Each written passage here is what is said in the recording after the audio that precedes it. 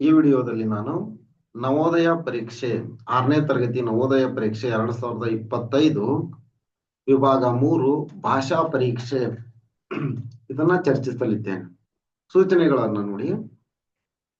ಈ ವಿಭಾಗದಲ್ಲಿ 4 ವಾಕ್ಯ ವೃಂದ 4 ಪ್ಯಾಸೇಜಸ್ ಇರ್ತಾವು. ಪ್ರತಿ ವಾಕ್ಯ ವೃಂದದ ನಂತರ 5 ಪ್ರಶ್ನೆಗಳಿವೆ.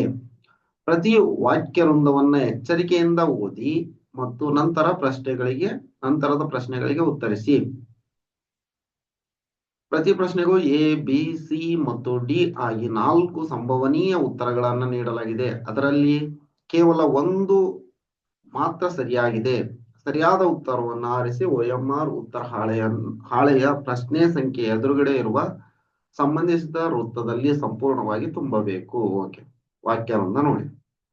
ವಾಕ್ಯ ವೃಂದ 1. ಬಂಗಾರದ ಹದ್ದನ್ನ ಅದರ ಗಾಢ ಕಂದು ಬಣ್ಣದ ಪುಕ್ಕಗಳು. ಏನು ಬಂಗಾರದ ಹದ್ದಂತ ಅದರ ಗಾಢ ಕಂದು ಬಣ್ಣದ ಪುಕ್ಕಗಳು ಹಾಗೂ ಬಂಗಾರದ ಗರಿಗಳ ಮೂಲಕ ಸುಲಭವಾಗಿ ಕಂಡು ಹಿಡಿಯಬಹುದು. ಬೆಳೆದ ಮೇಲೆ ಹೆಣ್ಣು ಹದ್ದುಗಳು ನೋಡಲು ಗಂಡು ಹದ್ದುಗಳ ಹಾಗೆಯೇ ಕಾಣಿಸಿದರು ಅವುಗಳಿಗಿಂತ ದೊಡ್ಡದಾಗಿರುತ್ತವೆ. ಓಕೆ. ಗಂಭೀರವಾದ ಪಕ್ಷಿಯು ಉತ್ತರ ಗೋಳಾರ್ಧದ ತೆರೆದ ಬಯಲಿನಲ್ಲಿ ವಾಸ ಮಾಡುತ್ತಿದೆ.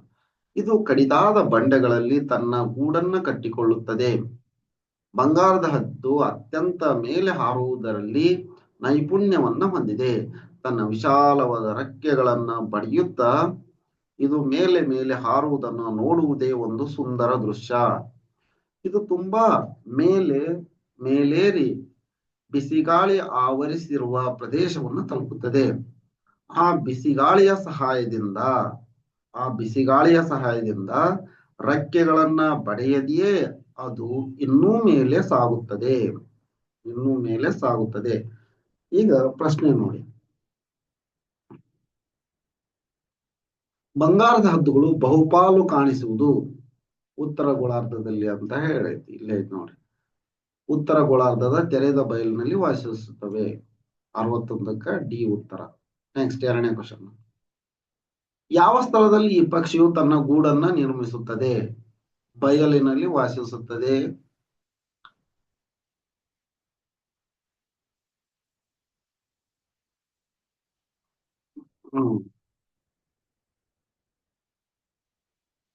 ಬಯಲಿನಲ್ಲಿ ವಾಸ ಮಾಡುತ್ತಂದ್ರೆ ಅಲ್ಲೇ ಗೂಡು ಕಟ್ಟುತ್ತ.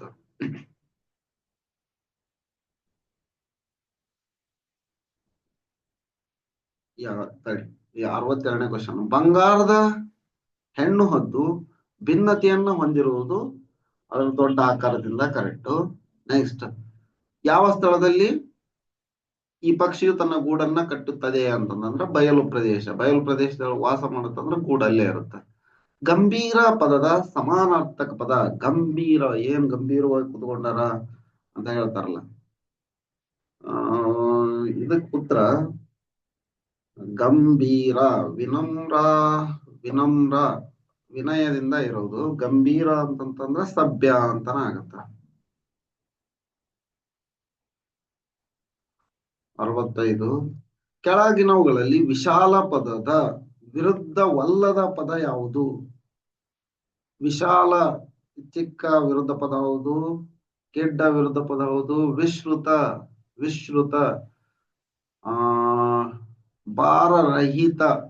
ಭಾರರಹಿತ. ವಿಶಾಲ ಭಾರರಹಿತ. ಇದಕ್ಕೇನು ಅರ್ಥ ಇಲ್ಲ. ಭಾರರಹಿತ ಆಗುತ್ತೆ. ವಾಕ್ಯ ವೃಂದ 2 ನೋಡಿ. ಎಲ್ಲಾ ಜೇಡುಗಳು ಬಲೆ ಹೆಣೆಯುತ್ತವೆ. ಇದು ಜೇಡದ ಬಗ್ಗೆ ನೋಡ್ಕೊಳ್ಳಿ. ಈ ಬಲೆಗಳು ಜೇಡಗಳಿಗೆ ಮೂರು ರೀತಿಯಲ್ಲಿ ಸಹಾಯವಾಗುತ್ತವೆ. ಇವು ಜೇಡಗಳ ಮೊಟ್ಟೆಗಳನ್ನ ಹಿಡಿದಿಟ್ಟುಕೊಳ್ಳುತ್ತವೆ, ಅಪಾಯದಿಂದ ರಕ್ಷಣೆ ಒದಗಿಸುತ್ತವೆ ಮತ್ತು ಆಹಾರವನ್ನ ಹಿಡಿದುಕೊಳ್ಳಲು ನೆರವಾಗುತ್ತವೆ. ಬಹುಪಾಲು ಜೇಡುಗಳು ಗಾಢ ಕಂದು, ಬೂದು ಅಥವಾ ಕಪ್ಪು ಬಣ್ಣದಲ್ಲಿರುತ್ತವೆ. ಆದರೆ ಅವುಗಳ ಬಲೆಗಳು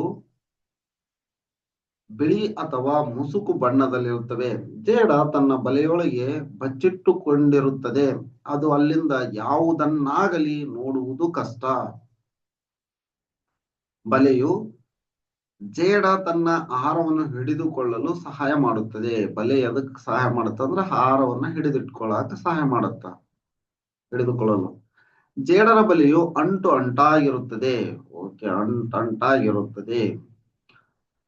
ಕಿಟಕಿಗಳು ಕೀಟಗಳು ಕೀಟಗಳು ಬಲೆಯ ಬಳಿ ಹಾರಾಡುವಾಗ ಅದಕ್ಕೆ ಅಂಟಿಕೊಳ್ಳುತ್ತವೆ. ಅಲ್ಲಿಂದ ಬಿಡಿಸಿಕೊಳ್ಳಲು ಅವು ಹವಣಿಸುತ್ತವೆಯಾದರೂ ಅವುಗಳಿಂದ ಅದು ಸಾಧ್ಯವಾಗುವುದಿಲ್ಲ. ಕೀಟಗಳು ಬಲೆಯೊಳಗೆ ಬಂದ್ರೆ ಬಿಡಿಸ್ಕೊಳ್ಳಕ್ ಪ್ರಯತ್ನ ಮಾಡ್ತವೋ, ಅದು ಸಾಧ್ಯವಾಗುವುದಿಲ್ಲ. ಓಕೆ, ಅವು ಸೆರೆಯಲ್ಲಿ ಸಿಕ್ಕಿ ಹಾಕಿಕೊಂಡಿರುತ್ತವೆ.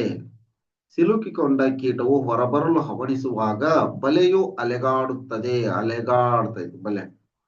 ಇದರಿಂದ ಕೀಟದ ಬಲೆಯೊಳಗೆ ಕೀಟ ಸಿಲುಕಿಕೊಂಡಿರುವುದನ್ನು ಜೇಡ ಗ್ರಹಿಸುತ್ತದೆ. ಅಲಗಾಡದಂದ್ರ ಜೇಡ ಅದನ್ನ ಗ್ರಹಿಸ್ತೈತಿ. ಹೀಗಾಗಿ ಬಲೆಗಳ ನೆರವಿಲ್ಲದೆ ಜೇಡ ಬದುಕಲು ಸಾಧ್ಯವಿಲ್ಲ.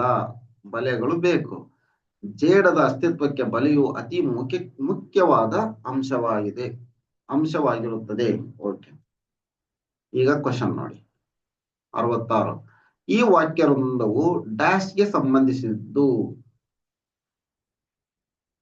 ಈ ವಾಕ್ಯ ವೃಂದವು ಡ್ಯಾಶ್ಗೆ ಸಂಬಂಧಿಸಿದ್ದು ಅಂದ್ರೆ ಜೇಡದ ಬಲೆಯ ಬಗ್ಗೆ ಹೇಳಾಕೊಂಡೈತಿ. ಅದಕ್ಕ ಜೇಡರ ಅಂತಂದ್ರ ಜೇಡದ ಬಲೆಯ ಬಗ್ಗೆ. ಓಕೆ, ನಮಗೇನು ಗೊತ್ತೈತಿ ಅದನ್ನ ಹಾಕಕ್ಕಿಂತ ಅದು ಪಾಠದೊಳಗೆ ಇದನ್ನ ರೀಡಿಂಗ್ ಕಾಂಪ್ರಿಹೆನ್ಷನ್ ಒಂದ್ ಏನಂದ್ರ ಆ ವಾಕ್ಯ ವೃಂದದೊಳಗೆ ಏನ್ ಕೊಟ್ರ ಅದನ್ನ ಮಾತ್ರ ಓದ್ಬೇಕು, ಅದಕ್ಕೆ ಸಂಬಂಧಿಸಿದ್ದನ್ನು ಮಾತ್ರ ಹಾಕ್ಬೇಕು. ಇದು ಬಹಳ ನೆನಪಿಟ್ಟುಕೊಳ್ಳುವಂತ ವಿಷಯ ವಾಕ್ಯ ವೃಂದ ಬಿಡಿಸ್ಬೇಕಾದ್ರ. 67ನೇದ್ದು, ಜೇಡರ ಬಲೆಗೆ ಸಂಬಂಧಿಸಿದಂತೆ ಇವುಗಳಲ್ಲಿ ಯಾವುದು ನಿಜವಲ್ಲ. ಅವು ಮೊಟ್ಟೆಗಳನ್ನ ಹಿಡಿದಿಟ್ಟುಕೊಳ್ಳುತ್ತವೆ, ಹೌದು. ಅವು ಆಹಾರವನ್ನ ಹಿಡಿದಿಟ್ಟುಕೊಳ್ಳುತ್ತವೆ, ಹೌದು. ಅವು ಶತ್ರುಗಳಿಂದ ರಕ್ಷಣೆ ನೀಡುತ್ತವೆ, ಹೌದು. ಅವು ನೀರನ್ನು ಕಂಡುಹಿಡಿಯುತ್ತವೆ, ನಿಜವಲ್ಲ. ಆದ್ದರಿಂದ ಇದು ಸರಿ. ಸೆರೆ ಸಿಕ್ಕು ಪದದ ಸಮಾನ ಪದ ಅಂದ್ರೆ ಸೆರೆ ಸಿಕ್ಕು ಅಂದ್ರೆ ಸಿಲುಕು ಅಂತ. ನಾನು 69 ನೋಡಿ, ಬಲೆಯೊಳಗೆ ಏನೋ ಸಿಕ್ಕಿಕೊಂಡಿದೆ ಎಂಬುದನ್ನ ಜೇಡ ಹೇಗೆ ಗ್ರಹಿಸುತ್ತದೆ ಅಂದ್ರ ಅದು ಅಳಿಗಾಡ್ತೈತಿ. ಅಳಿಗಾಡಿದ್ದಕ್ಕ ಬಲೆಯೊಳಗೆ ಸಿಕ್ಕೈತಿ ಅಂತ ಗೊತ್ತಾಗತ್ತ. ಇಲ್ಲಿ ನೋಡ್ರಿ, ವಾಸನೆಯನ್ನು ಗ್ರಹಿಸುವ ಮೂಲಕ ಅಲ್ಲ, ಅಳಿಗಾಡ್ದಾಗ ಅನುಭವ ಆಗುತ್ತೆ, ಅದಕ್ಕೆ ಅನುಭವಿಸುವ ಮೂಲಕ. ಈ ವಾಕ್ಯ ವೃಂದದ ಕಡೆಯಲ್ಲಿ ಬಳಸಲಾಗಿರುವ ಅಸ್ತಿತ್ವ ಪದದ ಅರ್ಥ. ಅಸ್ತಿತ್ವ ಪದದ ಅರ್ಥ ಅಂದ್ರೆ ಜೀವಂತವಾಗಿರುವಂತ. ಜೀವಂತವಾಗಿರು. ನೆಕ್ಸ್ಟ್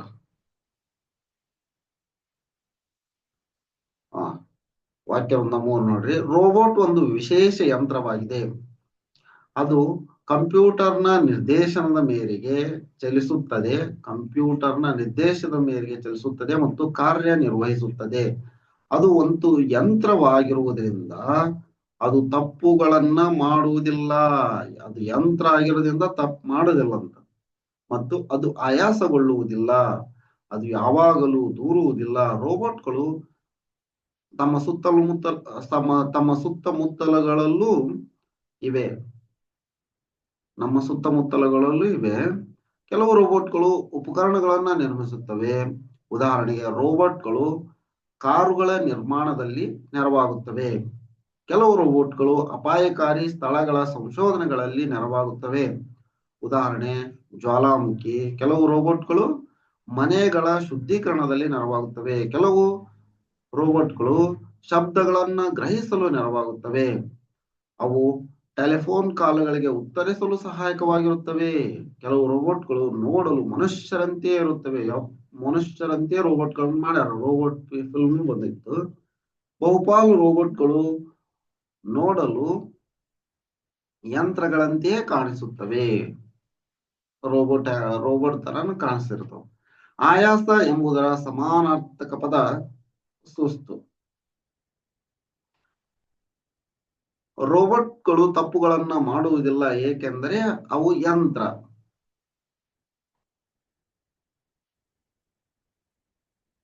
ನೆಕ್ಸ್ಟ್ 73ನೇ ಕ್ವಶನ್ ನೋಡಿ. ವಾಕ್ಯ ವೃಂದದ ಅನುಸಾರದ ಮೇರೆಗೆ ಕೆಲವುಗಳಲ್ಲಿ ಯಾವ ಕೆಲಸಗಳನ್ನ ಮಾಡಲು ರೋಬೋಟ್ಗಳು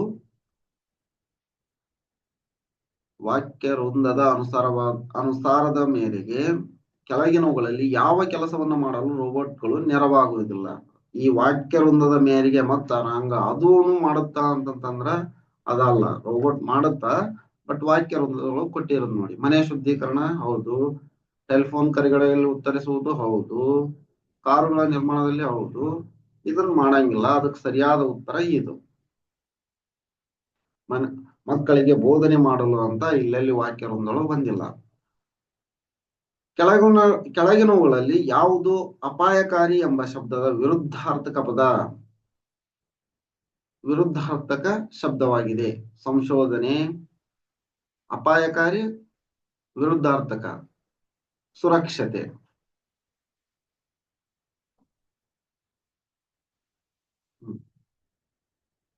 ಕೆಳಗಿನವುಗಳಲ್ಲಿ ಯಾವ ಹೇಳಿಕೆಯು ರೋಬೋಟ್ಗಳಿಗೆ ಸಂಬಂಧಿಸಿದಂತೆ ನಿಜವಲ್ಲ? ನೋಡ್ರಿ, ನಿಜವಲ್ಲ.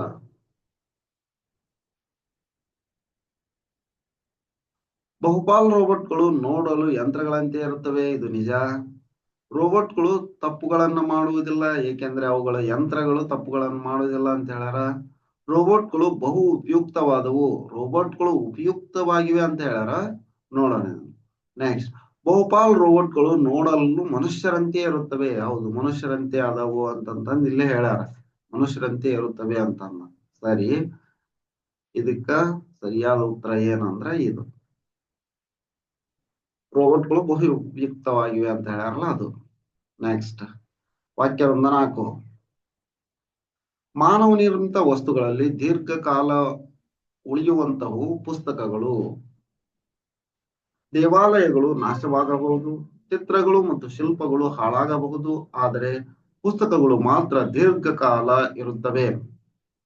ಕೃತಿಕಾರನ ಮನಸ್ಸಿನಲ್ಲಿ ಮೂಡುವ ಹೊಸ ಚಿಂತನೆಗಳು ಎಂದಿಗೂ ಹಾಳಾಗದೆ ಪುಸ್ತಕಗಳಲ್ಲಿ ಹಾಗೆಯೇ ಉಳಿದುಕೊಳ್ಳುತ್ತವೆ. ಈ ಚಿಂತನೆಗಳು ಮುದ್ರಿತ ಹಾಳೆಗಳ ಮೂಲಕ ಮಾತನಾಡುತ್ತವೆ.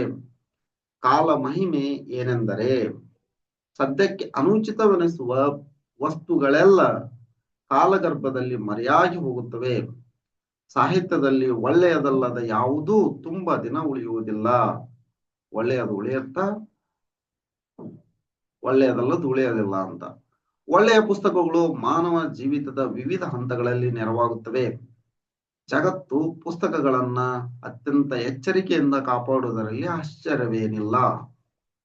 ಕ್ವಶನ್ ನೋಡಿ, ಮಾನವ ನಿರ್ಮಿತ ವಸ್ತುಗಳಲ್ಲಿ ಪುಸ್ತಕಗಳು ಅತ್ಯಂತ ಡ್ಯಾಶ್ ಸೃಷ್ಟಿ, ಏನು ಉಪಯುಕ್ತವಾದ ಸೃಷ್ಟಿ. ಎಚ್ಚರಿಕೆಯ ಅಲ್ಲ, ಅನುಪಯುಕ್ತವಾದ ಸಮಯ ಹಾಳು ಮಾಡುವ, ಇದು ಪುತ್ರ ಉಪಯುಕ್ತವಾದ ಸೃಷ್ಟಿ. ನೆಕ್ಸ್ಟ್, ಒಳ್ಳೆಯ ಪುಸ್ತಕಗಳು ಕಾಲಾನುಕಾಲವಾಗಿ ಇರುತ್ತವೆ, ಕಾರಣ ಅವುಗಳಲ್ಲಿ ಡ್ಯಾಶ್ ಇರುತ್ತವೆ. ಏನು, ಈ ವಾಕ್ಯ ವೃಂದಕ್ಕೆ ಅನುಸಾರವಾಗಿ ಹೇಳೋದಾದ್ರ ಕೃತಿಕಾರನ ಮನಸ್ಸು ಇರುತ್ತ ಅಂತ ಅನ್ನೋದು. ನೆಕ್ಸ್ಟ್ 78ನೇ ಕ್ವಶನ್. ಕೆಳಗಿನವುಗಳಲ್ಲಿ ಅನುಚಿತ ಪದದ ಸಮಾನಾರ್ಥಕ ಪದ ಯಾವುದು? ಅನುಚಿತ, ಉಚಿತ. ಅನುಚಿತ ಪದದ ಸಮಾನಾರ್ಥಕ ಅನುಚಿತ, ಅನುಪಯುಕ್ತ. ಇದು ಅನಾರೋಗ್ಯ, ತಿಳಿಯದ, ಸರಿಯಾದ ಅಂದ್ರ ಅನುಪಯುಕ್ತ, ಅನುಚಿತ, ಅನುಪಯುಕ್ತ. 79 ನೋಡಿ. ಜಗತ್ತು ಪುಸ್ತಕಗಳನ್ನು ಜಾಗರೂಕತೆಯಿಂದ ಸಂರಕ್ಷಿಸುತ್ತದೆ, ಏಕೆಂದರೆ ವಿವಿಧ ಕ್ಷೇತ್ರಗಳಲ್ಲಿ ನೆರವಾಗುತ್ತದೆ. ಪುಸ್ತಕಗಳು ವಿವಿಧ ಕ್ಷೇತ್ರಗಳಲ್ಲಿ ನೆರವಾಗುತ್ತಾ, ಅದಕ್ಕೆ ಪುಸ್ತಕಗಳನ್ನ ಜಾಗರೂಕತೆಯಿಂದ ಸಂರಕ್ಷಿಸುತ್ತದೆ ಅಂತ. ಈ